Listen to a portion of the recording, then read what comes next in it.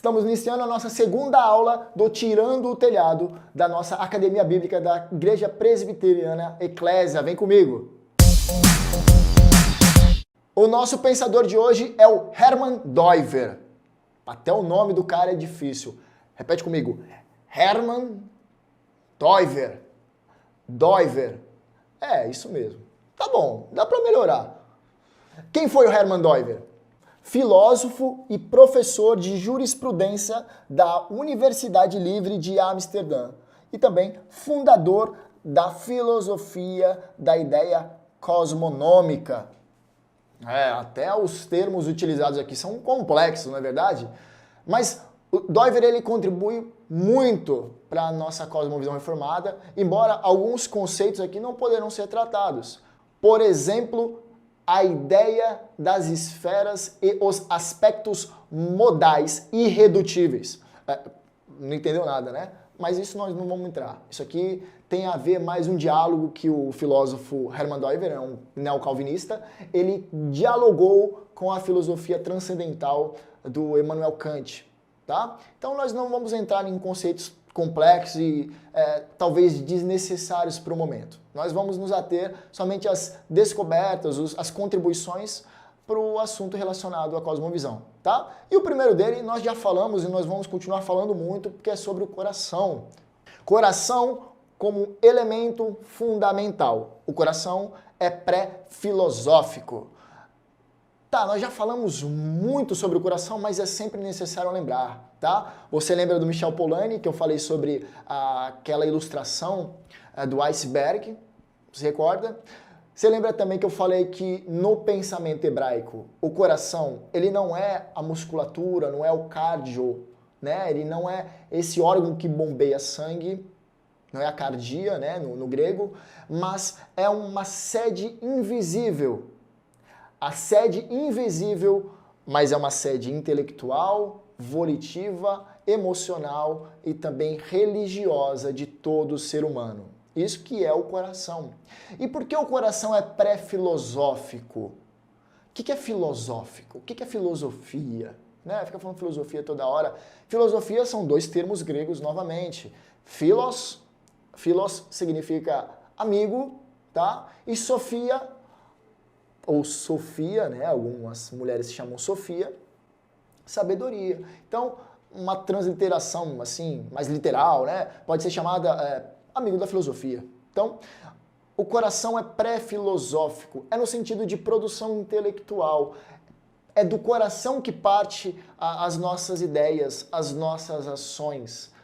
É do nosso coração que procede as nossas percepções do mundo. Um coração regenerado, um coração que o Espírito Santo faz morada, é um coração que reage de uma maneira diferente de um coração degenerado, um coração pedrificado, um coração que não recebeu um novo nascimento. Então perceba que o coração, por ser um núcleo central, e dele que procede todas as nossas ações e contatos com a realidade, devem e têm uma atenção especial na Bíblia quando trata acerca do homem. Nisso, o que o Doiver quis dizer? Tá? O Doiver, quando ele fala que o coração é um elemento fundamental do ser, ele não está inventando nada de novo. Ele está somente olhando para as Escrituras, embora não fosse teólogo. Tá? Como eu disse, ele era um professor de jurisprudência, e aí você deve ter pego aqui o nome da universidade onde ele dava aula, Universidade Livre de Amsterdã, que foi fundada por Abraham Kuyper.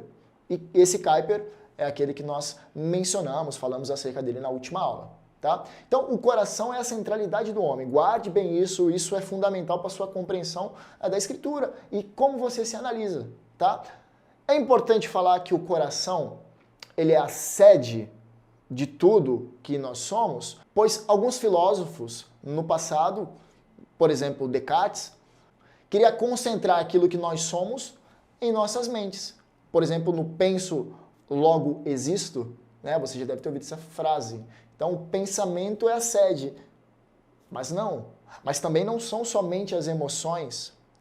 Porque, pensa bem, se nós agíssemos somente de maneira racional, pense bem, nós não teríamos emoções. como nós manifestaríamos nos nossos desejos, até o nosso carinho por alguém.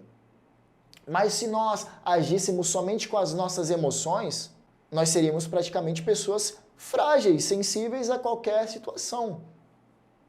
Então, nós temos que entender que o coração é a junção. Nós não temos como separar essas coisas, nós somos uma coisa só, tá? E isso é uma contribuição muito necessária para o nosso conceito de cosmovisão. Vamos para o nosso próximo conceito, que é a filosofia da ideia cosmonômica.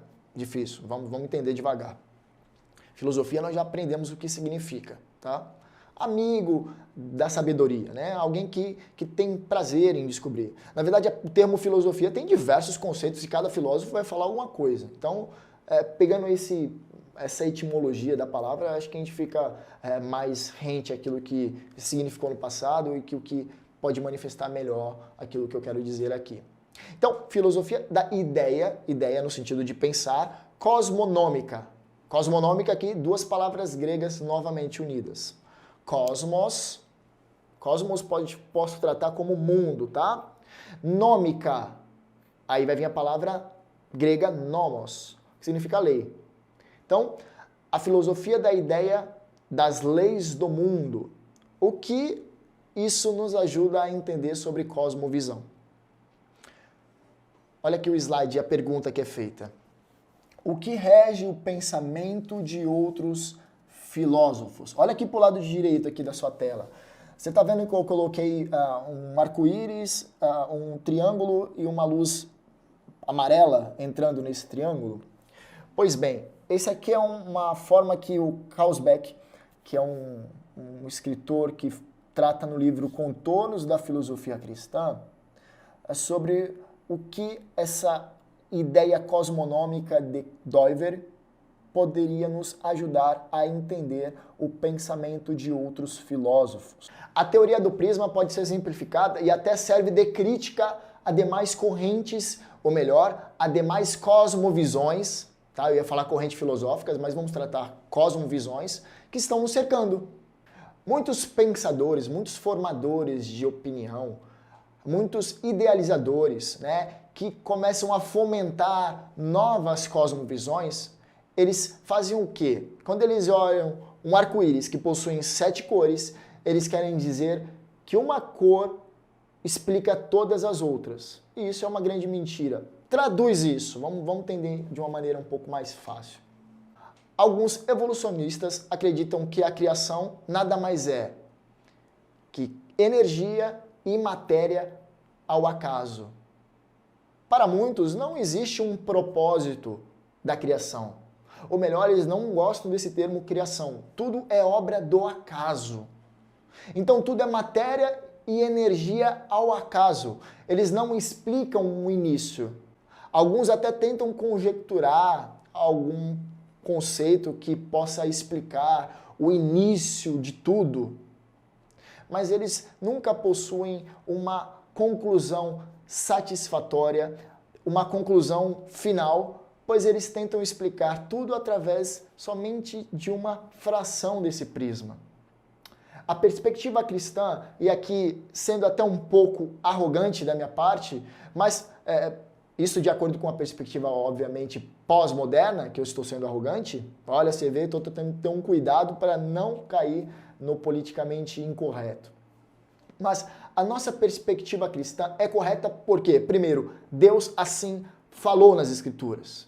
Tudo teve um início a partir da sua vontade. E disse Deus, haja luz, então houve luz. Criou todas as coisas através do poder da sua palavra. Então nós temos uma concepção de que existe um Deus criador e tudo foi criado a partir da sua vontade e aponta para um fim, para um telos, para um propósito, para um final. Tá? Isso foi tratado até nas nossas últimas aulas, quando nós falamos sobre a introdução à cosmovisão. Então você está percebendo aqui que eu estou querendo já articular um conflito de cosmovisões.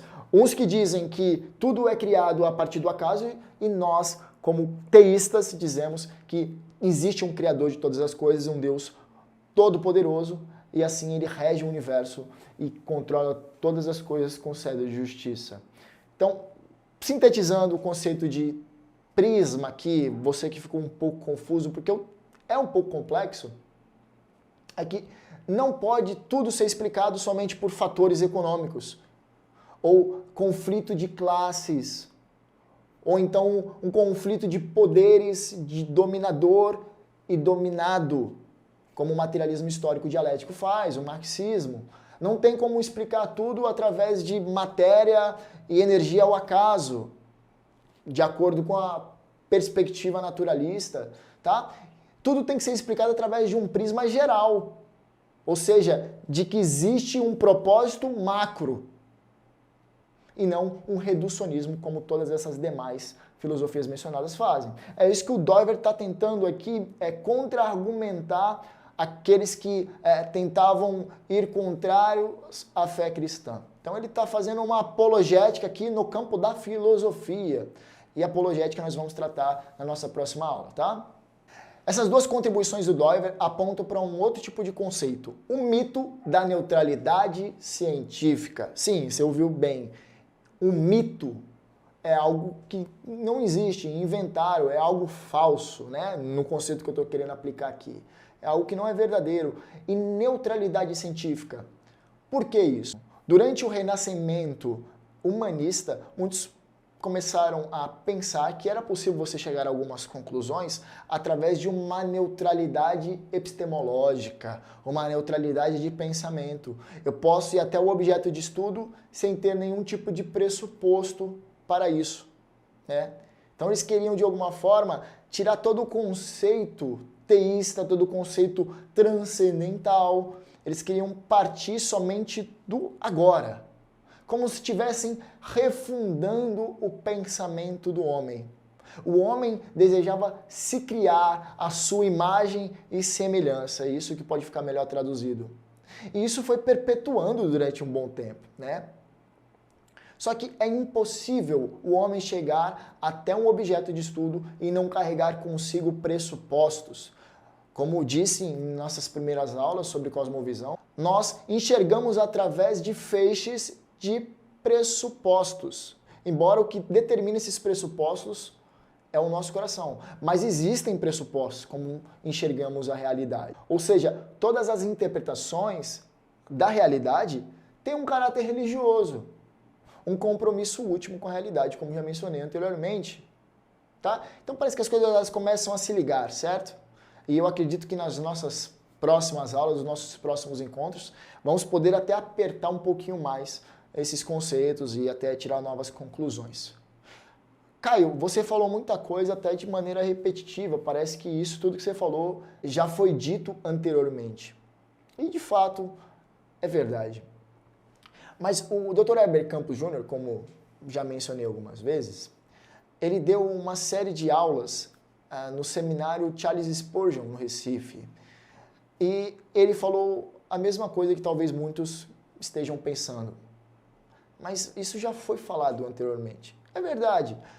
Mas não tem como você ter uma percepção mais aprofundada, mais coerente com o conceito de cosmovisão, sem que você seja saturado por esses conceitos. Então é importante que você entenda e pense e se sinta desafiado a cavar mais fundo, tá ok?